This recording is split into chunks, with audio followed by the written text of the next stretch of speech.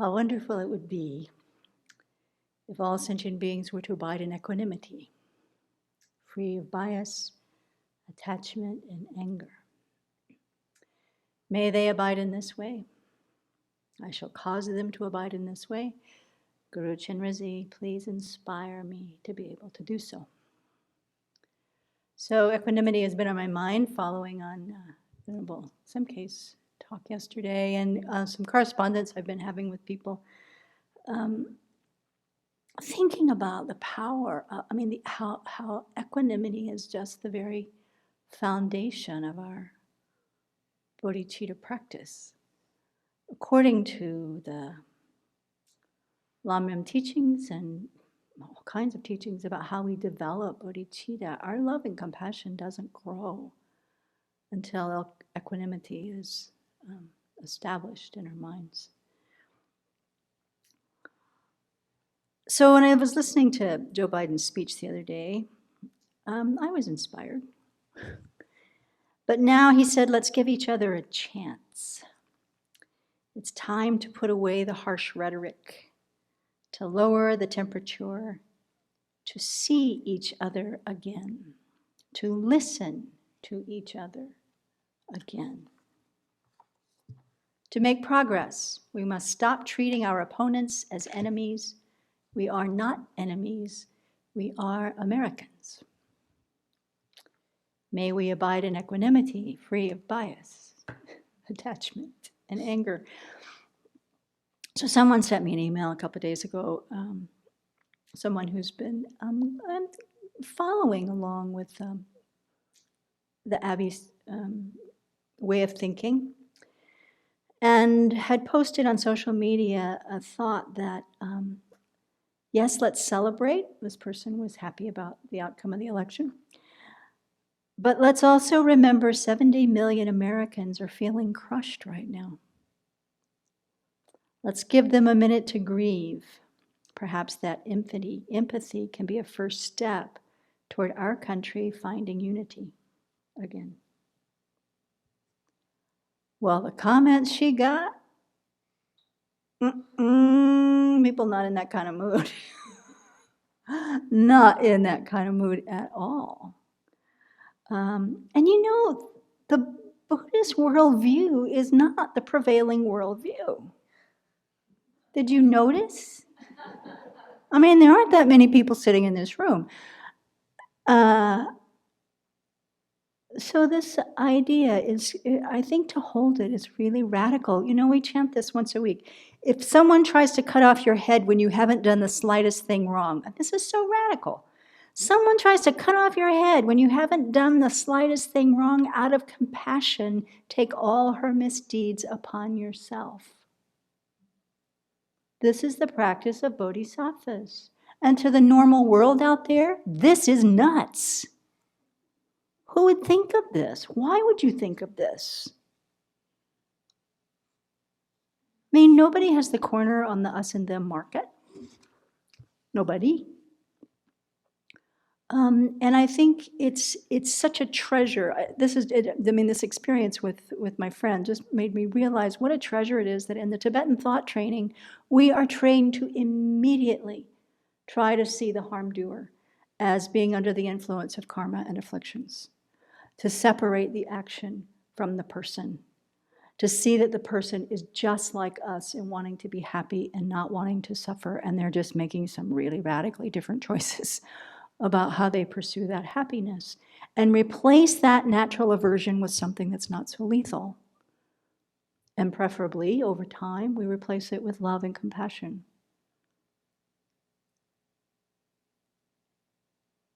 So on the one hand, it's nuts.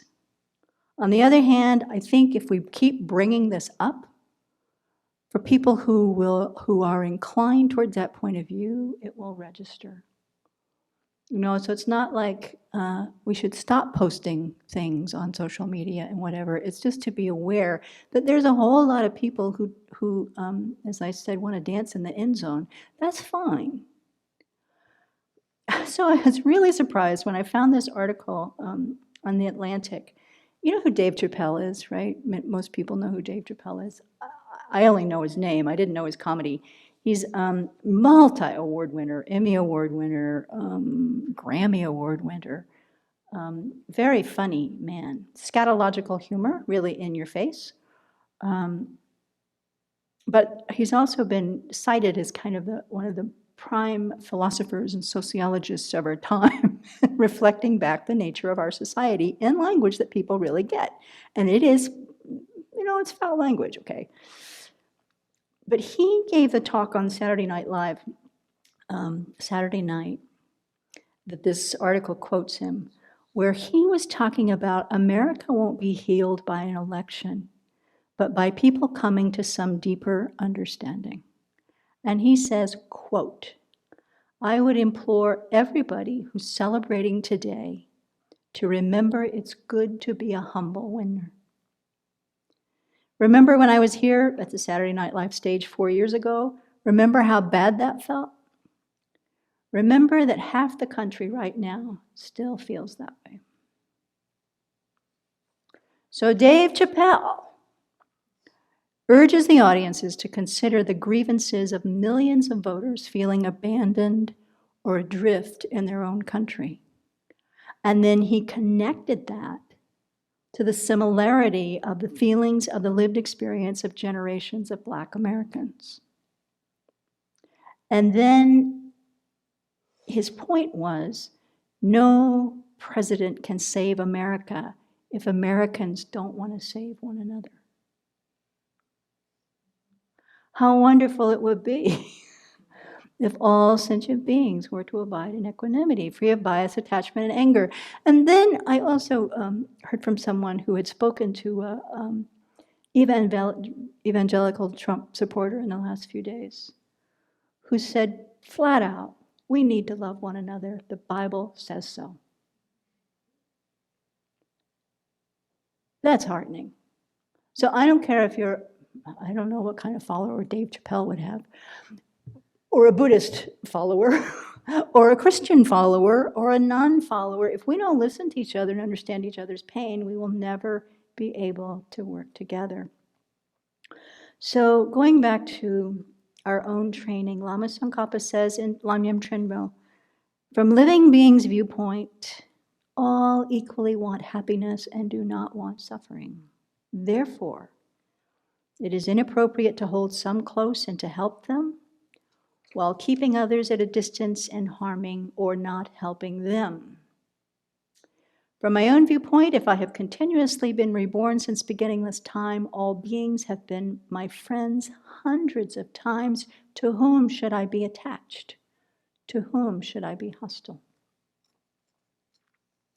So Venerable Sumpton pointed out from a little thing yesterday, I think, from In Praise of Great Compassion, where she cited a little study by Emile Bruneau, who's a cognitive neuroscientist at MIT, and found that the strength of our identity with a group affects our empathy and thus our equanimity. I went and looked up the article that this is based on. I recommend that this little note is called The Brain's Empathy Gap. It's a New York Times article. But his conclusion is the more we identify with a particular group, the less we can empathize with the situation and feelings of those from another group, even if our group's not in conflict. It's just like us and them is just us and them. As long as our us is us, we can have empathy for the us's, and we have far less empathy and capacity for empathy for the them's. Okay, so that's neuropsychology, neuroscience. It seems to me very clearly that the teachings on the meditation on equanimity, where we look at the us's, is all of us. The us's we can make human if it's too far to go down the road for newts and chameleons. But let's start with human beings. We know that we want to be happy and we don't want to suffer.